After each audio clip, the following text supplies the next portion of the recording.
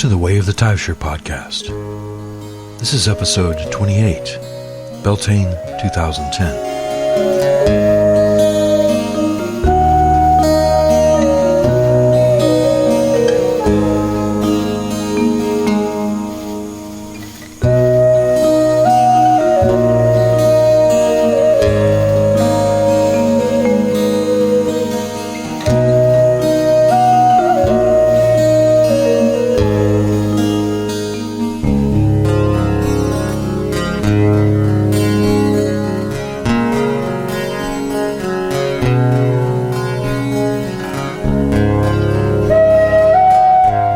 This week's Celtic god is Cernunnos.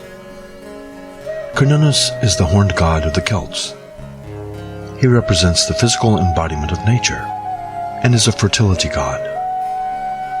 In his Oak King aspect, Cernunnos rules the lighter half of the year, from the winter solstice to the summer solstice. In his Holly King aspect, he rules the darker half of the year, from summer solstice to winter solstice. One of the earliest known depictions of Cernunnos is on the Gundestrup cauldron from the late Latinian period, around the 1st century BC. Cernunnos is often depicted with animals and is therefore considered the lord of the animals, and sometimes the lord of the wild hunt. Cernunnos is probably the archetype for the devil created by the Christian Church to discredit paganism. The early Church tried to eliminate worship of the pagan gods by turning them into symbols of evil, hence the depiction of a devil with horns. However, Cernunnos is a god of goodness and light, and the lord of the forest, fertility, and the abundance of nature. He's associated with the oak tree and the wolf. Incidentally, the Bible never mentions a horned god as Satan. Invoke Cernunnos when you are in need of bringing things into fruition. If Cernunnos has entered your life, look for abundance and prosperity around the corner.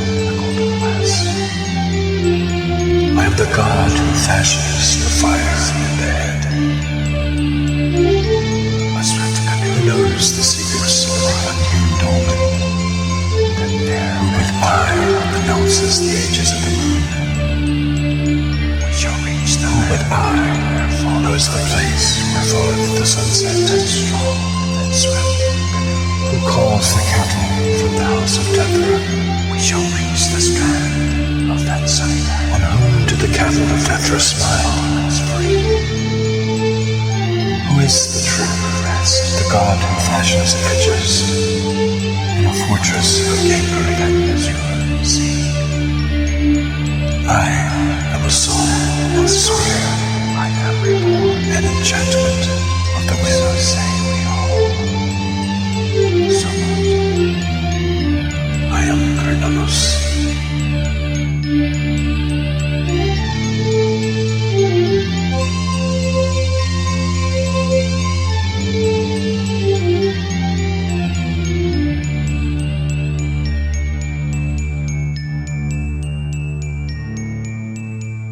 On last week's podcast, we read the 1904 story, The Coming of Lu, from the work Gods and Fighting Men by Lady Gregory.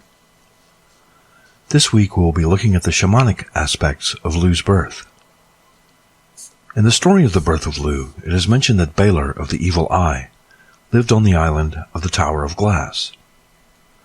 Most scholars agree that this island and the island of Avalon are one and the same. The Isle of Avalon is associated with the mysteries of the otherworld. Therefore, the fact that Balor comes from the Isle of Glass indicates that he would be a master of the mysteries of the Way of the Taibhsear. The former, or the Fomorians, were the ancient gods of the underworld. They were giants seen as the physical embodiment of chaotic powers such as lightning, thunder, earthquakes, and other disasters. The story says that Balor was a pirate, making a living by preying on ships that passed by his island and his tower of glass. Balor had the power to make this tower disappear at will, so that those who thought to attack it might believe they had succeeded in destroying it when it disappeared. The sons of Nevid believed they have destroyed Balor's tower because it disappeared when they attacked it. But they were soon destroyed themselves when a giant wave washed over them, sinking their vessels. This part of the tale would seem to indicate that Balor has the power over the seas as well. This fits in with the notion of the Fomorians as the physical embodiment of the powers of chaos inherent in nature. The story then goes on to tell about Balor's evil eye and how he got it. It seems his father's druids were making spells of death. This spell casting involved fire in some way, and when Balor passes the window and looks inside when the druids are doing their work, the smoke from the fire enters his eye, poisoning it. From that moment, any person whom Balor looks upon with that poisoned eye dies. This version of the story says that Balor's men had to lift his eyelid with a ring of ivory. Other versions of the story have Balor's eyelid growing heavier and heavier over time, so that eventually it is attached to a ring of iron and must be lifted by 10 strong men. This story of how Balor got his evil eye makes him a sort of anti-Taibhsear. Taibhsear became a great bard when he accidentally received 3 drops of a potion of inspiration from Caridwen's cauldron. Balor receives his evil eye when he accidentally looks upon his father's druids making spells of death. In Taibhsear's case, his divine powers of inspiration grow over time. In Balor's case, his eyelid grows heavier and heavier over time, indicating the cumulative effects of the burden of bearing such a curse. It could be said that having an eye that continually sees evil can eventually lead to a more and more chaotic existence, causing death and destruction all around the person who suffers from such a curse. This part of the story also indicates that an effective shaman must be familiar with the darkness and the chaos, as well as the light and the forces of order. Balor's downfall later in the story comes because he never learned how and when to leave the darkness. Balor was fearless in battle because of a prophecy. As the story says, now a druid foretold one time that it was by his own grandson that he would get his death. And he had at that time but one child, a daughter whose name was Ellen. And when he heard what the druid said, he shut her up in the tower on the island, and he put 12 women with her to take charge of her and to guard her, and he bade them never let her see a man or hear the name of a man. The tower in which Ellen is imprisoned is reminiscent of Breed's fire temple at Kildare in Ireland. According to Heraldus Cambrensis, writing in 1187, Breed's fire temple is surrounded by a hedge made of stakes and brushwood, and forming a circle which no male can enter. And if anyone should presume to enter, which has been sometimes attempted by rash men, he will not escape the divine vengeance. According to the lore of the fire temple, Breed and her 19 virgin priestesses, called the Daughters of the Flame, kept a blaze continually burning in the temple as a symbol of Breed's power and beauty. Once a year at Imbolc, the local folk would extinguish their own hearth fires and relight them by carrying torches to the fire temple and lighting them from the eternal flame there.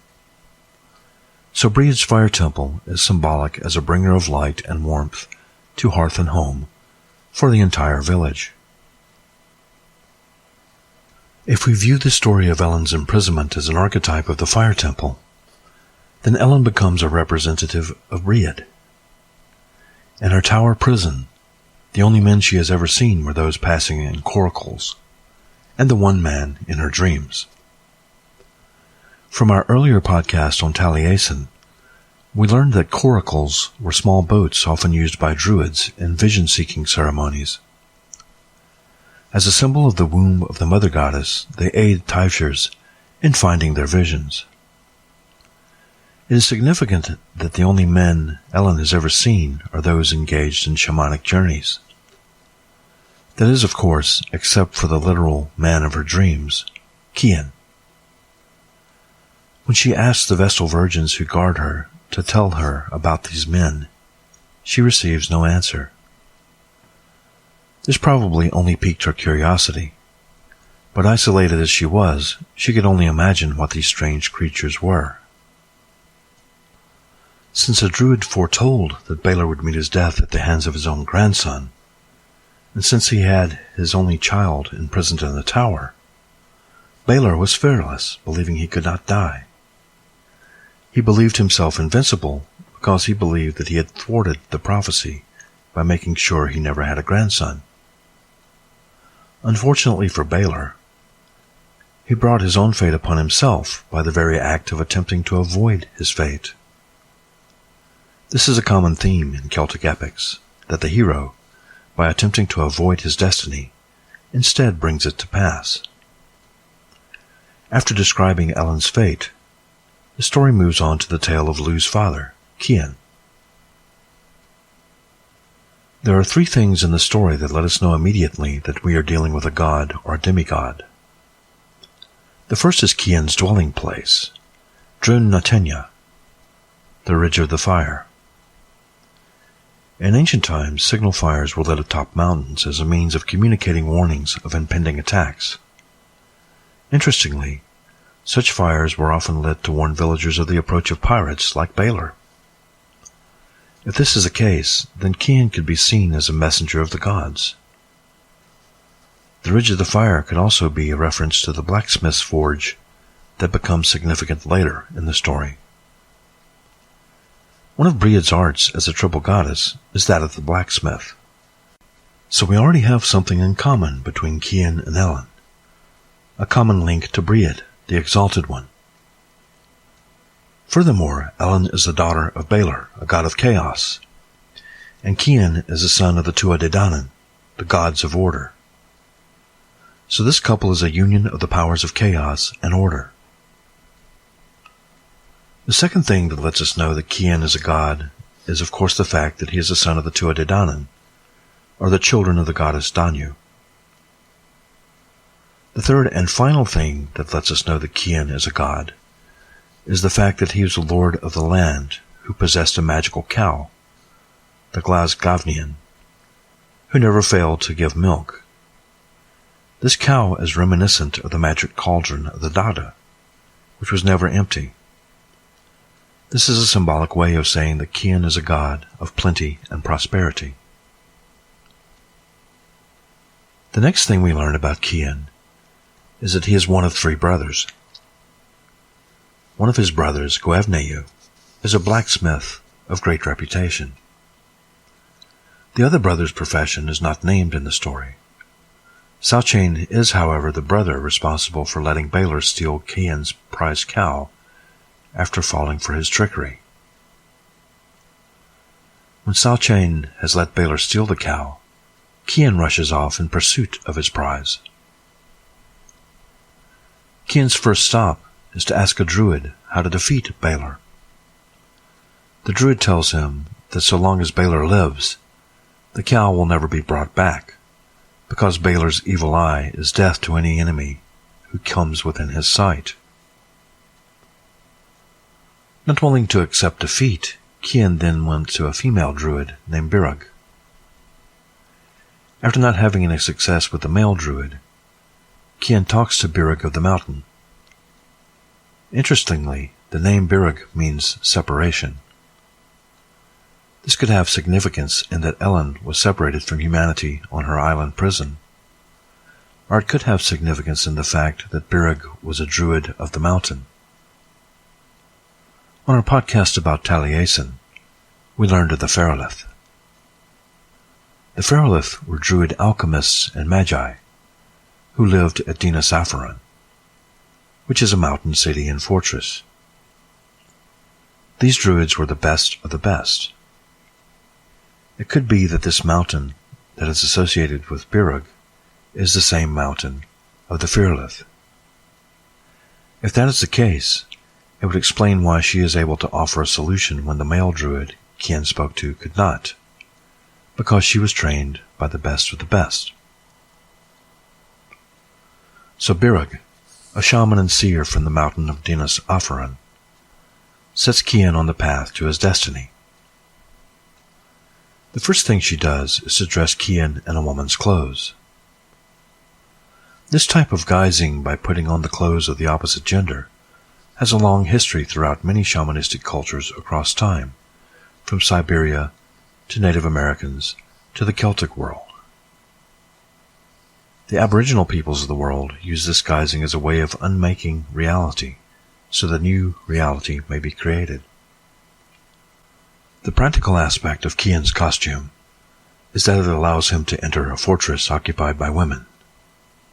The symbolic aspect of his dress is that he's putting on the garb of the vision seeker in preparation for a journey to the other world. When Birug's ruse gains Cian admission to the tower, she uses an enchantment to put all of Ellen's guards asleep so that Cian may meet with her. When Ellen sees Cian for the first time, she recognizes him as the man from her dreams, and they make love, conceiving Lu. After this, Cian is swept away on a blast of wind. A wind brought Cian to the island, and a wind took him away from the island. This is consistent with a shamanic journey as well. Such journeys were sometimes referred to as riding the wind or walking on the wind. Wind represents the powers of chaos, and the other world is the birthplace of chaos. Ellen, as a daughter of Balor, is literally a daughter of chaos. Cian, on the other hand, being a son of the Tuatha, is a child of order. So the union of Ellen and Cian is a union of chaos and order, as we already noted. This union brings forth Lu, the many-skilled sun god. Balor finds out about the birth of Lu and seeks to drown his grandchild in order to prevent the curse from happening. In a scene reminiscent of the birth of the bard Taibhsear, Balor puts Lu in a cloth and seals it with a pin, intending to drown the child in the ocean. But as they are carrying him on a current to the sea, the pin drops out, and Lu falls into the ocean. Thinking him to have drowned, Balor then departs. But Birug, presumably watching the whole thing from a distance, rescues Lu and takes him to be fostered by Taibhsear, daughter of the king of the Great Plain.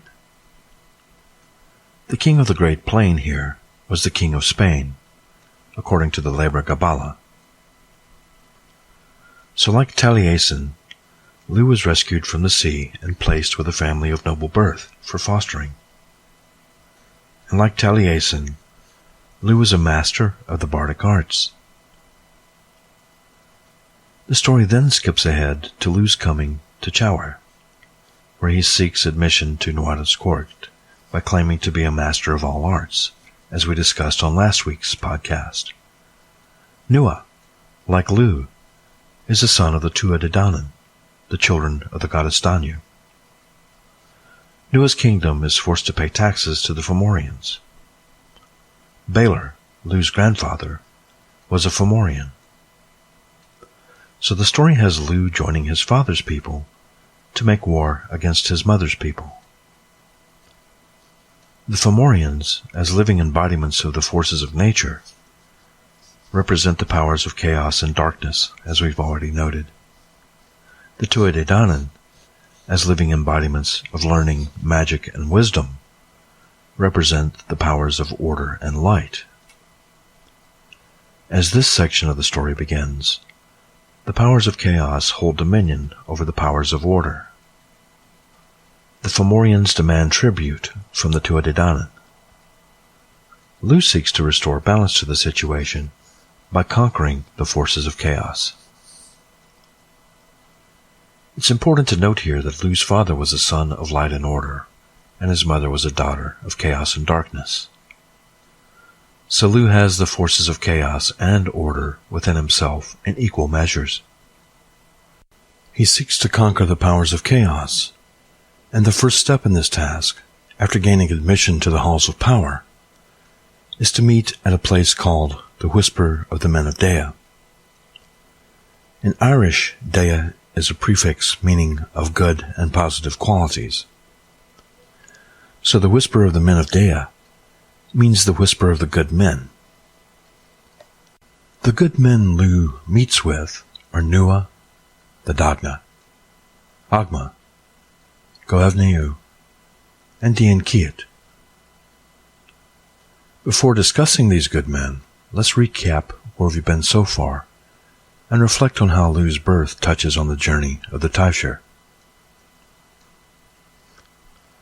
First, Lu is born in a mystical place in the other world.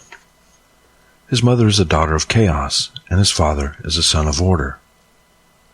His grandfather had him tossed into the sea, where he is presumed to have drowned, but instead he was rescued by the female druid Birug of the mountain, who fosters him with the daughter of the king of the plain.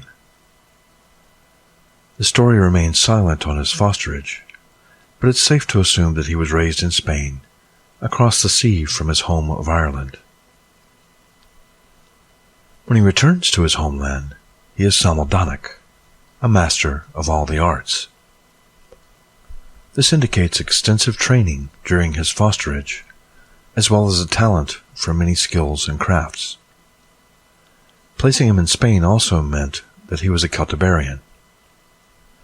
At the time this story took place, the Celtiberians were among the most skilled and learned of all the Celts in the world. How does the story thus far relate to the way of the Taibhsear and the journey of the shaman? If we look at Lu's birth as a metaphor for the birth of a Taibhsear, the story becomes clearer.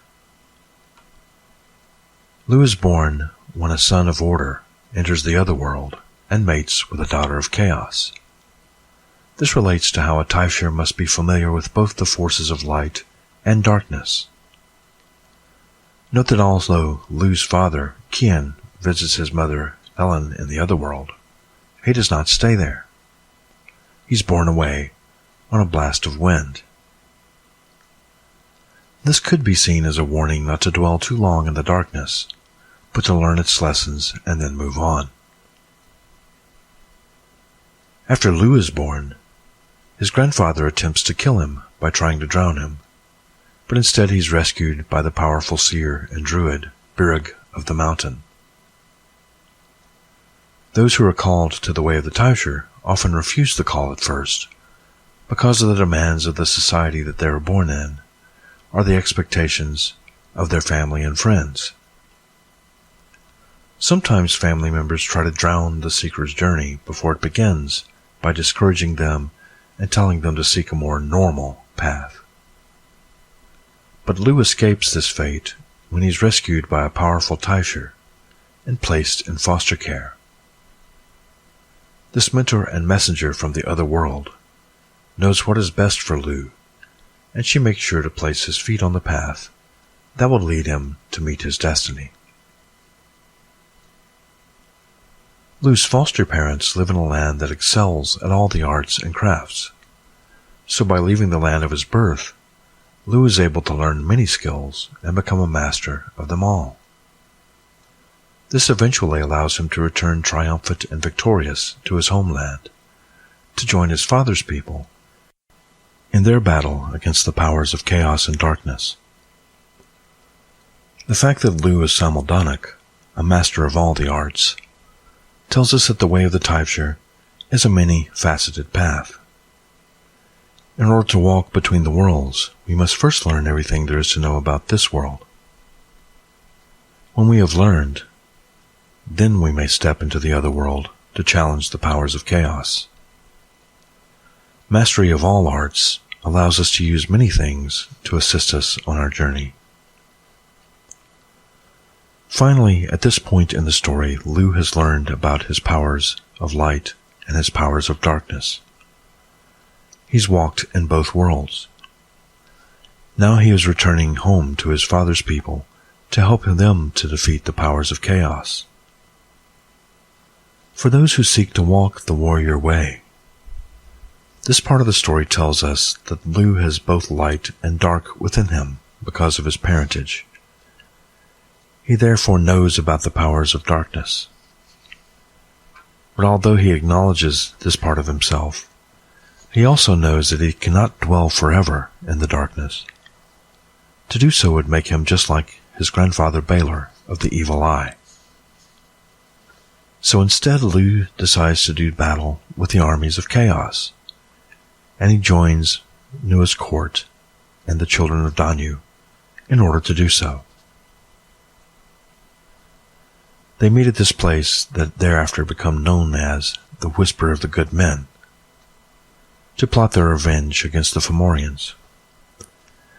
It's significant that there are 5 who attend the meeting with Lu. There are 5 kingdoms or provinces in Ireland. There are also 5 elements and 5 directions if you count the center. There are also 5 stations in life: the bard, the druid, the warrior, the farmer, and the artisan or the noble. Each of the attendees at this meeting represents one of the stations of life and one of the directions. Each also represents one of the elements. Nua, as king, represents the noble artisan. His element is quintessence, or ether, and his direction is the center. His ruling aspect is balance in mind, body, spirit, and emotion. As champion of the court of Chaur, Agma, Nua's brother, represents the warrior. His element is earth, and his direction is north. His ruling aspect is honor and chivalry. Cian's brother and Lu's paternal uncle, Goevneu, is a blacksmith of great reputation. Having the ability to literally beat swords into plowshares, he represents the farmers. His element is air, and his direction is the east. His ruling aspect is lust for life and taking pleasure in the good things that life has to offer. The Dagda, the good god and the father of all the other gods, represents the Druids. His element is water, and his direction is the west. His ruling aspect is growth in knowledge, and therefore growth in love. Finally, Dienkiet is there representing the bards. As a healer of the Tuatha his ruling aspect is creativity and clarity and the light of healing. His direction is the south, and his ruling element is the fire of purity. So at this meeting, the good men of the Tuatha formulated their strategy for conquering the Fomorians. This council covered all the directions, all the elements, and all the professions. So what's the lesson here for the aspiring Taibhsear? Lu was skilled in the ways of all the arts, but he still needed help from the good men of the children of Danu to help him conquer the powers of darkness and chaos. The lesson to be learned here is that no one, no matter how talented or skilled, exists in a vacuum. We can always learn and seek counsel from others, especially when seeking to conquer the darkness within ourselves. The shadow side is a seductress, and we may sometimes need the help of others to resist her temptations. Lu knew this and sought the advice of trusted friends on his path to the way of the Taibhsear. Next week, we'll explore how they came to conquer the powers of chaos embodied by the Fomorians, and how this relates to the way of the Taibhsear.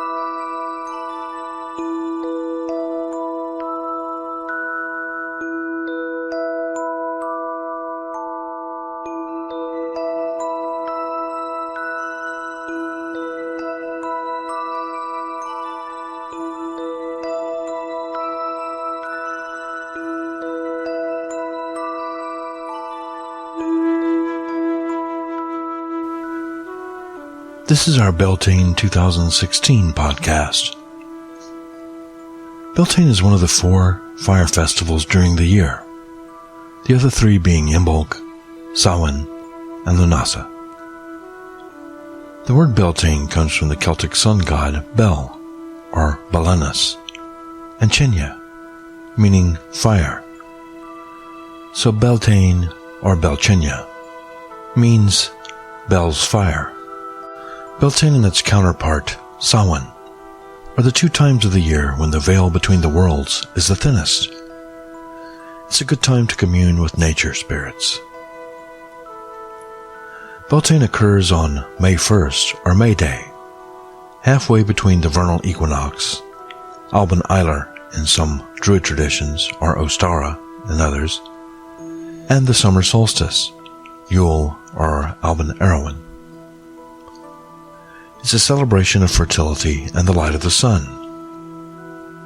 The fire circle of Belchenya, or Beltane, celebrates music, lovemaking, fertility, and life.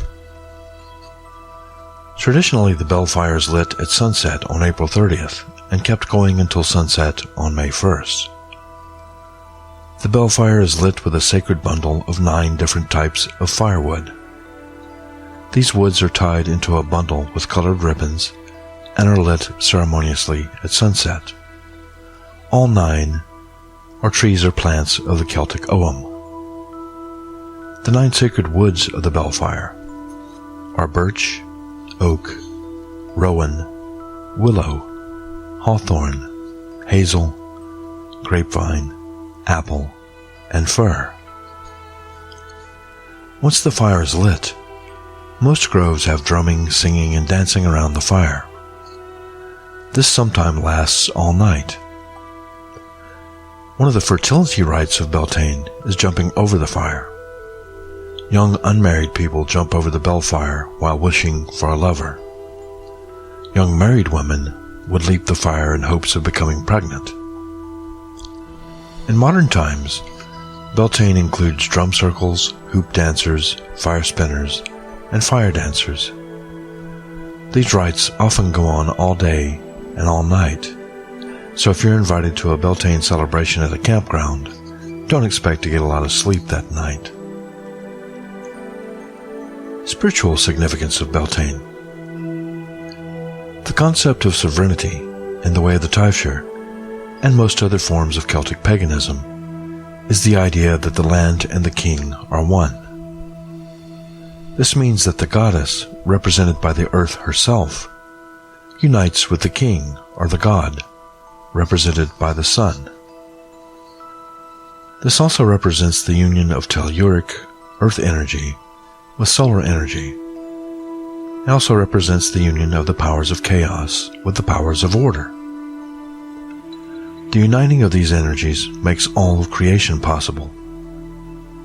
Just as a seed or a plant needs both earth and sunlight to grow. Beltane is a good time for appreciating life and abundance. The first day of May is considered a magical time, especially if you are near a source of wild, running water. It's a time to begin new acts of creativity and growth. Symbols of Beltane. The maypole is a well-known symbol of Beltane. It is, of course, a phallic symbol, rooted in the earth and pointing towards the sun. As the dancers weave the ribbons around the maypole, they enact the Great Marriage, or the Great Rite, also known as Hieros Gamos. This dance also symbolizes the weaving of the telluric energies from below the earth with the solar energies from the sky.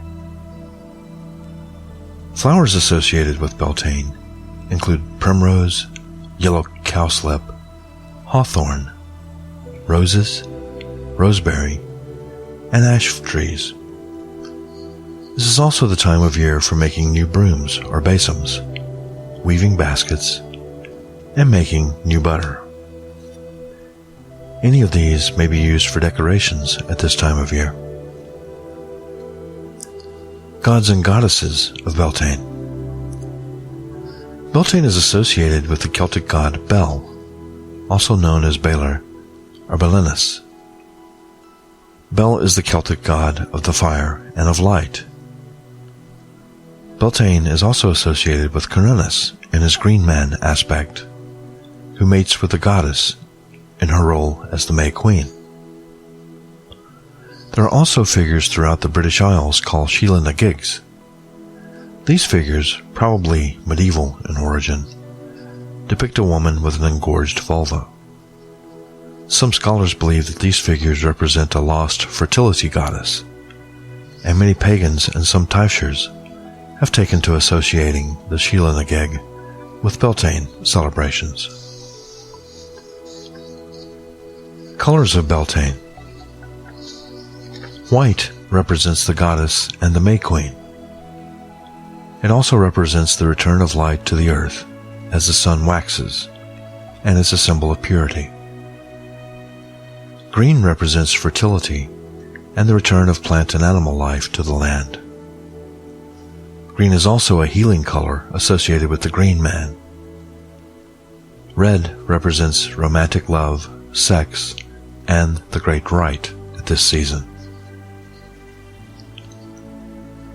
Traditions of Beltane. Jumping over the broomstick and jumping over the bellfire are common traditions for this holiday. Many groves and circles also elect a May Queen and a king who officiate for the day. Sometimes a wild hunt is enacted in which attendees select one or more persons to be the prey. The rest then hunt this person. Colorful animal costumes may be used for the prey and for the hunters. In some more sexually liberated groves, this hunter and prey scenario takes on a more sexual theme, with partners stalking each other during the wild hunt prior to a sexual contest. Mutually agreed upon, of course, after the hunt. This enactment of the wild hunt is more playful than the darker performance of the same event at Samhain. The Samhain wild hunt focuses on the journey of the dead, while the Samhain wild hunt is about death and dying. The Beltane wild hunt is about birth, fertility, and sexual union. In ancient times, people went a-maying. This meant that the young couples took their partners off into the woods for an evening of wild lovemaking. Some modern Beltane celebrations also observe this rite, but most are a lot more family-friendly. Just in case you're invited to a Beltane celebration for the first time, just to be on the safe side, you may wish to clarify which type you're attending. Traditional foods for Beltane include sweets and dairy desserts such as custards and ice creams. Honey and oats are also common fare, both as foods and as offerings to the gods and the goddesses and as libations. Red foods such as strawberries, cherries, or green foods such as salads and leafy vegetables are also common fare at this time of year. Oatmeal or barley cakes, known as Beltane cakes or Belchinia cakes, are also eaten quite often at this season. In whichever way you choose to celebrate this holiday, may yours be a blessed one.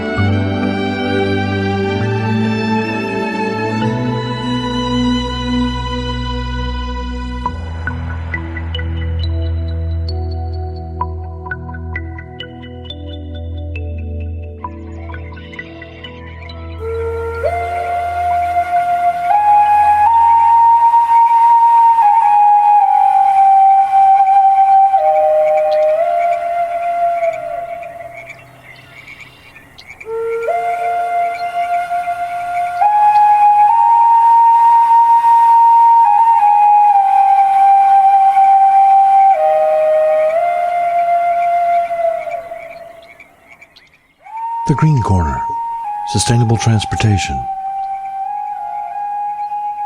Today we're going to look at human-powered vehicles.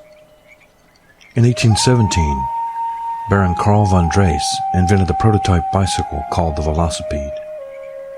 The velocipede was basically a bicycle without pedals. He used it to get around the extensive gardens in his estate more quickly. It was propelled much like a skateboard by pushing off the ground with both feet. Incidentally, the reason that von Drais focused on inventing a horseless form of transportation is that the price of grain, used for horse fuel, if you want to call it that, had suddenly risen in his native Germany.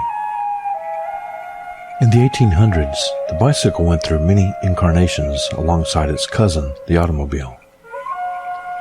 Developments in metallurgy and other technologies have given us lightweight bicycles that we have today. The bicycle may just be the most efficient form of transportation ever invented. Even a person who is only moderately fit can make a trip of 10 or 15 miles in less than an hour on a good bicycle. With only an afternoon's education, even technically inept people like myself can learn to do basic repairs on a bicycle. They are very affordable, even for people of modest means. And they're so easy to operate that a child can do it, and most children enjoy doing it.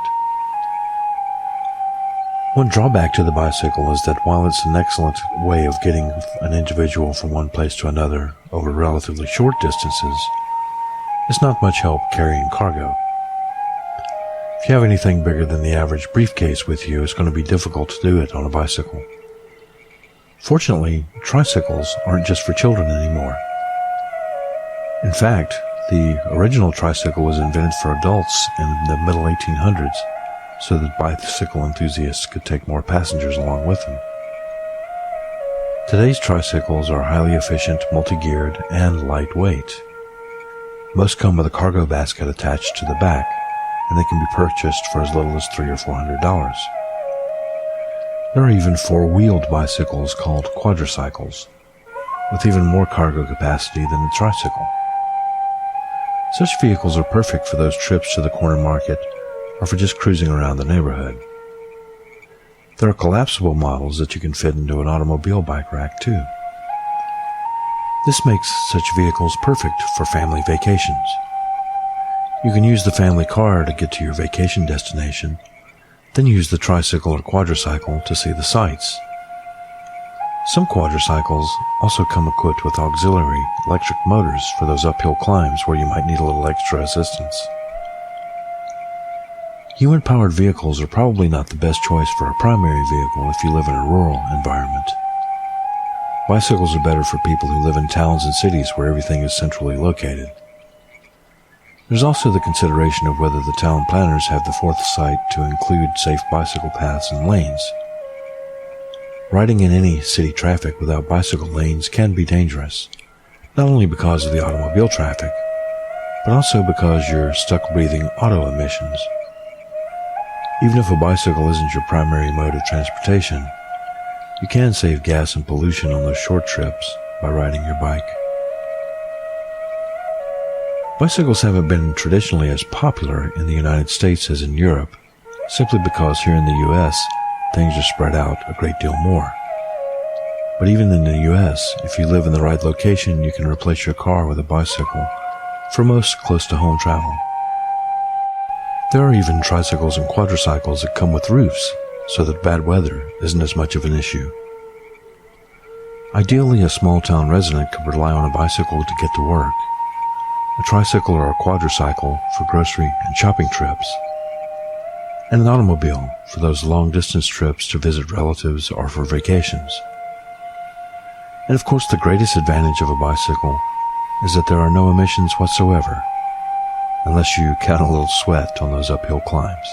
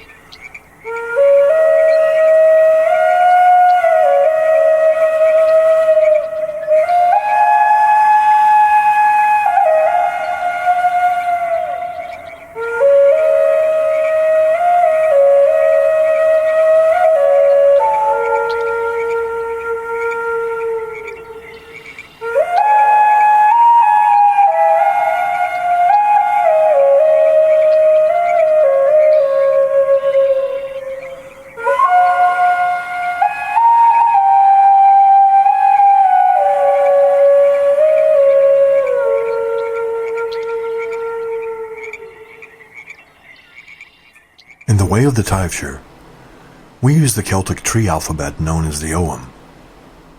In this section of the podcast, we will present one character of the Ogham each week, offering information on the meaning of each letter of the Ogham alphabet, trees associated with each letter, the healing and magical properties of each tree, gods and goddesses associated with each tree and letter, and the divinatory meanings of each letter of the Ogham.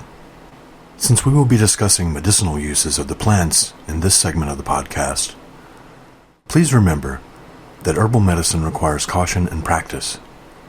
None of the medicinal uses discussed on the Way of the Taibhsear podcast should be attempted by a novice. Some parts of the plants of the Ogham are poisonous, and people with allergies should also be aware of the potential allergic reactions to plants. If you are interested in herbal medicine, find a skilled practitioner and take lessons. Do not attempt to use medicinal plants without the supervision of an expert.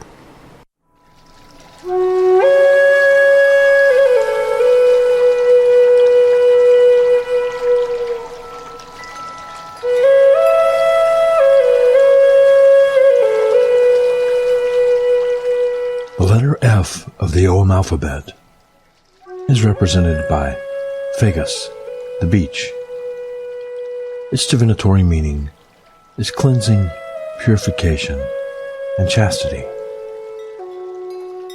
Healing properties of the beech.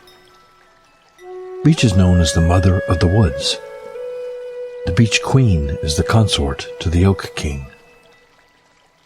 Beech nuts are edible, and it is said that Caridwen gained wisdom by eating them. Beech nuts are also high in B vitamins and are therefore very beneficial for pregnant women to help prevent birth defects. Beech leaves rubbed directly on the skin help heal frostbite and minor burns. An infusion of the leaves may be used to treat diaper rash or rashes from poison ivy. It also treats other skin inflammations. Tea made of beech leaves also cleanses the kidneys and stimulates urination. A tea made of beech bark has antiseptic properties and may be used for treating eczema and psoriasis. Magical uses of the beech. The blossoms of the beech help to keep intolerant people away. If you carve a wish on a beech stick harvested on the new moon, your wish will come true by the full moon. Once you've carved your wish on the twig, tie it to the beech tree from which it was cut. A fallen branch from a beech tree is considered to be an invitation from a fairy to make a wish.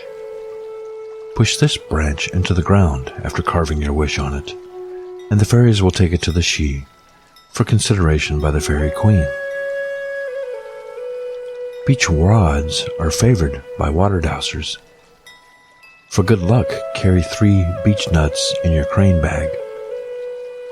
Because the roots of the beech tree resemble serpents, it's a tree often associated with snakes and with the telluric energies of the earth. As such, it is a tree of the goddess.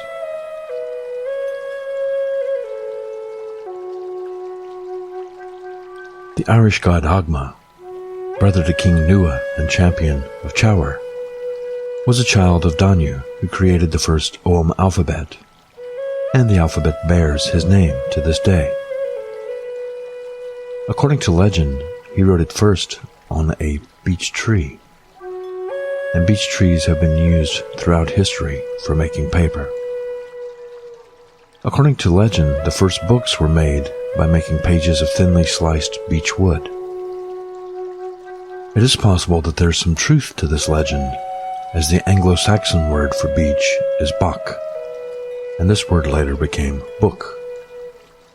In modern Swedish, the word bok still means both book and beech tree. Gods and goddesses associated with the beech are Sequania and Agma.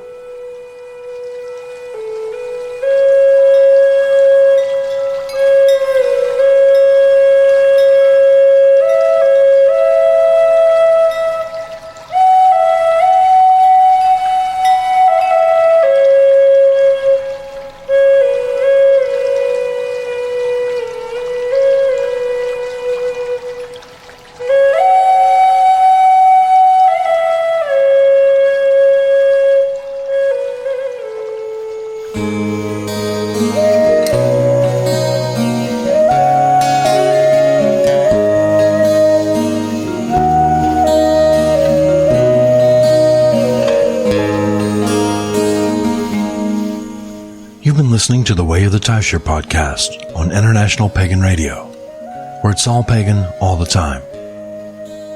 This has been episode 28, Beltane 2016. Music on this episode featured Tir No by Taibhsear and The Owl in Winter by Shenka the Vate. The Way of the Taibhsear is the official podcast of the Order of the Taibhsear. You can learn more about us at Taibhsear.com. That's Taibhsear.com. The Way of the Taibhsear is the podcast about Druidry and paganism as practiced by the Order of the Taibhsear. Paganism is a wide and diverse community, and we don't claim to speak for all pagans.